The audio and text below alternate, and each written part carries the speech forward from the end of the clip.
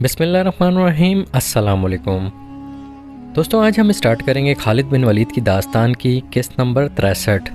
तो जिन दोस्तों ने पिछली किस्तें नहीं देखी वो पिछली किस्तें लाजमी देखें ताकि अगली तमाम किस्तों को समझने के लिए उनको आसानी हो जाए। दोस्तों, कहानी स्टार्ट करने से पहले आप लोगों से रिक्वेस्ट है कि हमारा चैनल ज़रूर सब्सक्राइब करें और अगर वीडियो पसंद आए तो लाइक और शेयर ज़रूर करें। तो स्टार्ट करते हैं आज की किस्त नंबर 63। मुसलमान अपना मज़हब कबूल करने की दावत देते हैं, वो ज़बरदस्ती अपना मज़हब मफ्तूहा लोगों पर नहीं ठोसते। क्या इन्हें मालूम नहीं कि यहाँ एक गिरजा है जिसमें मुझ जैसा जहांदीदा और मज़हब पर मर मिटने वाला पादरी मौजूद है? इन्हें मालूम है शमील, मैं 2 इतवार गिरजे में आने वाले ईसाइयों के हजूम में 2 अजनबी आदमियों को देखता रहा हूँ। मैंने इनके गलों में सलीबें लटकती देखी थीं।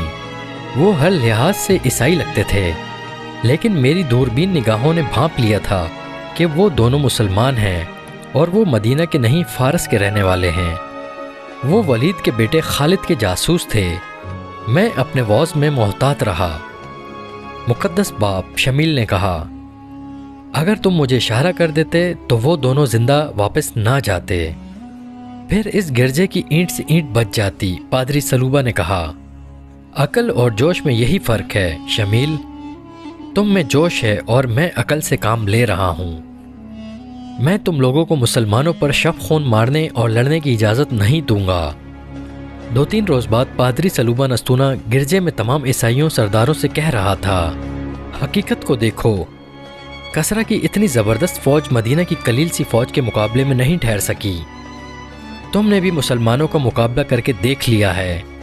अब मुसलमानों से टकरा कर तुम तबाह हो जाने के अलावा और कुछ नहीं कर सकते। वक्त का साथ दो। मुसलमानों ने तुम्हारे मज़हब के लिए कोई ख़तरा पैदा नहीं किया। इन्होंने हमें और आतिश परस्तों को भी अपनी अपनी इबादत गाहों में इबादत की इजाज़त दे रखी है। मुसलमानों ने अदलो इंसाफ में जो मुसावत कायम की है वो तुम खुद देख रहे हो, और तुम ये भी देख रहे हो कि तुम इनके खिलाफ आतिश परस्तों के दोष बदोश लड़े थे, लेकिन मुसलमानों ने तुम्हारे खिलाफ किसी किस्म की इंतकामी कार्रवाई नहीं की। इन्होंने काश्तकारों की ज़मीनों पर कब्ज़ा नहीं किया, इनकी फसलों में अपने घोड़े और ऊँट नहीं छोड़े, बल्कि आतिश परस्त हाकिम इन गरीब किसानों पर जो जुल्म व तशद्दुद करते और इनकी खेतों की पैदावार उठा ले जाते थे, ये लूट खसूट ख़त्म हो गई है। इस हकीकत से इनकार ना करो कि मुसलमान रियाया को पूरे हकूक़ दे रहे हैं। तुम पर खुदा यसु मसीह की रहमत हो, एक सरदार ने पादरी सलूबा को टोकते हुए कहा। क्या तुम हमें ये तरगीब दे रहे हो कि हम मुसलमानों की अतात कबूल कर लें? क्या ये हमारी बेइज्जती नहीं? एक और सरदार ने कहा। मुसलमानों ने तुम्हारी इज्जत की तरफ आंख उठाकर भी नहीं देखा, पादरी सलूबा ने कहा।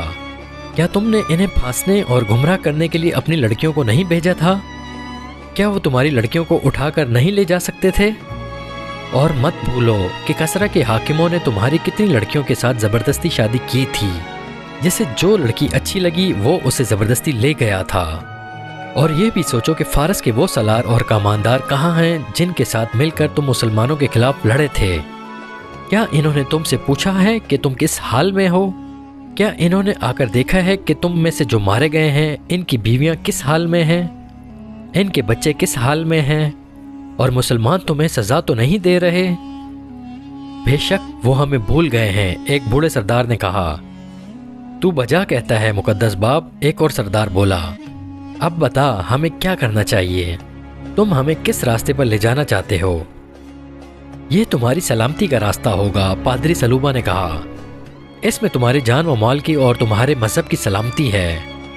मैं मुसलमानों की अतात कबूल कर रहा हूँ और मैं बानकिया और बसमा के इलाके की तमाम काबिल काश्त अराजी का लगान वसूल करके मुसलमानों को अदा किया करूँगा। तकरीबन तमाम मौरखों ने लिखा है कि मुसलमानों के हुस्न सलूक, अदलो इंसाफ और असलूब हुकूमत से मुतासिर होकर देर नातिफ के पादरी सलूबा बिन नस्तूना ने सबसे पहले खालिद रज़ियल्लाहु तआला अन्हु के सामने जाकर अतात कबूल की और 10,000 दिनार खालिद रज़ियल्लाहु तआला अन्हु को पेश किए। इस रकम के साथ वो हीरे और बेशकीमती मोती भी थे जो कसरा अर्शेर ने पादरी सलूबा को तोहफे के तौर पर दिए थे। ये मोती दरअसल रिश्वत थी जो अर्शेर ने ईसाइयों को मुसलमानों के खिलाफ लड़ाने के लिए पादरी सलूबा को दी थी। खालिद रज़ियल्लाहु तआला अन्हु के हुक्म से एक मुआहदा लिखा गया। ये मुआहदा मदीना के सलार खालिद बिन वलीद और सलूबा बिन नस्तूना की कौम के साथ तय हुआ और तहरीर किया जाता है اس کے مطابق سلوبہ بن نستونہ عیسائی قوم کی طرف سے 10,000 دینار سالانہ بطور جزیہ ادا کرے گا اور کسرا کے ہیرے اور موتی اس رقم کے علاوہ وصول کیے جائیں گے۔ جزیہ کی رقم صرف ان عیسائیوں سے ہر سال وصول کی جایا کرے گی جو اس کی اطاعت اور توفیق رکھتے ہیں اور جو کمانے کے قابل ہوں گے۔ ہر کسی کو جزیہ کا اتنا ہی حصہ دینا پڑے گا جتنا وہ آسانی سے ادا کر سکے گا۔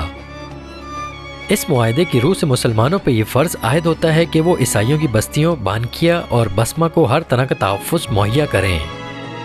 پادری سلوبہ بن نستونہ کو اس کی قوم کا نمائندہ تسلیم کیا جاتا ہے جیسا کہ اسے اس کی قوم نے تسلیم کیا ہے۔ اس معاہدے پر جو خالد بن ولید رضی اللہ تعالیٰ عنہ نے کیا ہے تمام مسلمان رضامند ہیں اور وہ اس پر عمل کریں گے۔ پادری سلوبہ اس علاقے کی نامور شخصیت تھی۔ ارد گرد کے بڑے بڑے سرداروں اور سرکردہ افراد نے جب دیکھا کہ سلوبہ نے خالد رضی اللہ تعالیٰ عنہ کی اطاعت قبول کر لی ہے تو وہ سب ہیرا پہنچے اور خالد رضی اللہ تعالیٰ عنہ کی اطاعت قبول کرنے لگے۔ انہوں نے جو نقد جزیہ ادا کیا وہ 20 لاکھ درہم تھا۔ مسلمانوں کی شجاعت کی دھاک دور دور تک بیٹھ گئی۔ بڑا ہی وسیع علاقہ مسلمانوں کے زیر نگیں آ گیا۔ خالد رضی اللہ تعالیٰ عنہ نے وقت ضائع کیے بغیر اس علاقے میں اسلامی حکومت قائم کر دی اور انہی سرداروں میں امرا منتخب کر کے مختلف علاقوں میں مقرر کر دیے۔ اس کے ساتھ ہی اپنی فوج کے کچھ دستے اس مقصد کے لیے سارے علاقے میں پھیلا دیے کہ کہیں سے اسلامی حکومت کے خلاف بغاوت نہ اٹھ سکے۔ یہ دستے گھوڑ سوار تھے اور تیز رفتار بھی۔ خالد رضی اللہ تعالیٰ عنہ نے اپنے 3 بڑے ہی تیز اور پھرتیلے سالاروں زرار بن الزور، کیکا اور مسلم بن حارثہ کو ان دستوں کے ساتھ بھیجا تھا۔ ان تینوں کا انداز ایسا جارحانہ تھا کہ جدھر جاتے تھے ادھر لوگ دبک جاتے اور ان کے سردار آگے آ کر اطاعت قبول کر لیتے تھے۔ اس طرح جون 633 عیسوی ربیع الآخر 12 ہجری میں دجلہ اور فرات کے درمیانی علاقے اسلامی سلطنت میں آ گئے۔ تخت و تاج کے ہوسکاروں نے اپنی قوموں کو تاریخ کی تاریکیوں میں گم کیا اور اپنے ملک دشمن کے حوالے کیے ہیں۔ فارس کی شہنشاہی جو ناقابل تذکیر سمجھی جاتی تھی اور جس کی فوج ذرہ پوش تھی اب زوال پذیر تھی۔ مسلمانوں کی فوج کی نفری فارس کی فوج کے مقابلے میں کچھ بھی نہیں تھی۔ یہ نفری ذرہ پوش بھی نہیں تھی اور آتش پرستوں کی فوج کی طرح اتنی زیادہ مسلح بھی نہیں تھی، مگر آتش پرست شکست پہ شکست کھاتے چلے گئے اور فارس کے دارالحکومت مدائن کو خطرہ پیدا ہو گیا۔ وہاں اب کسرا اور شیر نہیں تھا، وہ صدمے سے مر گیا تھا۔ تاریخ گواہ ہے اور یہ قرآن کا فرمان ہے کہ اللہ جس قوم کو اس کے اعمال بد کی سزا دینے پہ آتا ہے اس پر نااہل اور خود غرض حکمران مسلط کر دیتا ہے جو اسی قوم کے افراد ہوتے ہیں۔ اللہ کا یہ قہر آتش پرستوں پر گرنا شروع ہو گیا تھا۔ مدائن میں اردشیر کی موت کے بعد اس کے خاندان میں تخت و تاج کی جنگ شروع ہو چکی تھی۔ خالد رضی اللہ تعالیٰ عنہ کے جاسوس مدائن میں ہی نہیں کسرا کے محل میں بھی پہنچ چکے تھے۔ وہ جو خبریں بھیج رہے تھے وہ خالد رضی اللہ تعالیٰ عنہ کے لیے امید افزا تھیں۔ مدائن کا تخت اب وہ تختہ بن چکا ہے جس پر میت کو غسل دیا جاتا ہے۔ ایک جاسوس نے مدائن سے آ کر خالد رضی اللہ تعالیٰ عنہ کو بتایا یہ تخت کسرا کے 3 شہزادوں کی جانیں لے چکا ہے۔ اردشیر کی متحد بیویاں ہیں اور ہر بیوی کے جوان بیٹے ہیں۔ ہر بیوی اپنے بیٹے کے سر پر کسرا کا تاج رکھنا چاہتی ہے۔ اردشیر کے مرنے کے بعد ایک شہزادے کو تخت پر بٹھایا گیا۔ 2 روز بعد وہ اپنے کمرے میں اس حالت میں مردہ پایا گیا کہ اس کا سر اس کے دھڑ سے الگ تھا۔ 2 نہایت خوبصورت اور جوان لڑکیوں کو، دربان کو اور 2 پہرے داروں کو جلاد کے حوالے کر دیا گیا۔ اس شہزادے کے قتل کے شبے میں ان سب کے سر قلم کر دیے گئے۔ اس کی جگہ اردشیر کی ایک اور بیوہ کے بیٹے کے سر پر کسرا کا تاج رکھا گیا۔ تیسرے دن اس نے شراب پی اور بے ہوش ہو گیا اور ذرا دیر بعد مر گیا۔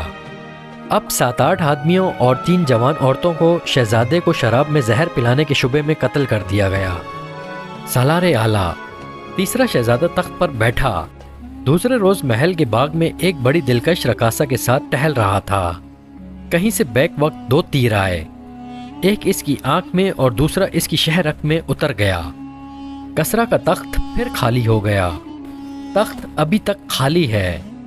کسرا کے وزیر اور 2 سالاروں نے تاجپوشی کا سلسلہ روک دیا ہے۔ انہوں نے فیصلہ کیا ہے کہ جو علاقے فارس کی شہنشاہی میں رہ گئے ہیں انہیں مسلمانوں سے بچایا جائے۔ انہوں نے دجلہ کے پار اپنی فوج کو اس طرح پھیلا دیا ہے کہ ہم جس طرف سے بھی پیش قدمی کریں گے ہمیں روک لیا جائے۔ ان کی اس فوج کی نفری کتنی ہوگی؟ خالد رضی اللہ تعالیٰ عنہ نے پوچھا۔ ہم سے دگنی ہوگی، جاسوس نے جواب دیا۔ اس سے زیادہ ہوگی لیکن کم نہیں ہو سکتی۔ مدائن دجلہ کے پار ہے، آتش پرست ہمیں دریا پار نہیں کرنے دیں گے۔ اللہ کے دریا اللہ کی راہ میں لڑنے والوں کو نہیں روک سکتے، خالد رضی اللہ تعالیٰ عنہ نے کہا۔ آتش پرست ہمیں روکنے کے قابل نہیں رہے۔ جس قوم کے سرداروں میں پھوٹ پڑ جاتی ہے، اس قوم کی قسمت میں تباہی کے سوا کچھ نہیں رہتا۔ ہم مدائن کی طرف کوچ کر رہے ہیں، خالد رضی اللہ تعالیٰ عنہ نے اپنے سالاروں سے کہا۔ ہم دشمن کو سنبھلنے کی مہلت نہیں دیں گے۔ خالد رضی اللہ تعالیٰ عنہ اپنے سالاروں کو کوچ کے احکام دے ہی رہے تھے کہ انہیں اطلاع دی گئی کہ مدینہ سے خلیفۃ المسلمین رضی اللہ تعالیٰ عنہ کا قاصد آیا ہے۔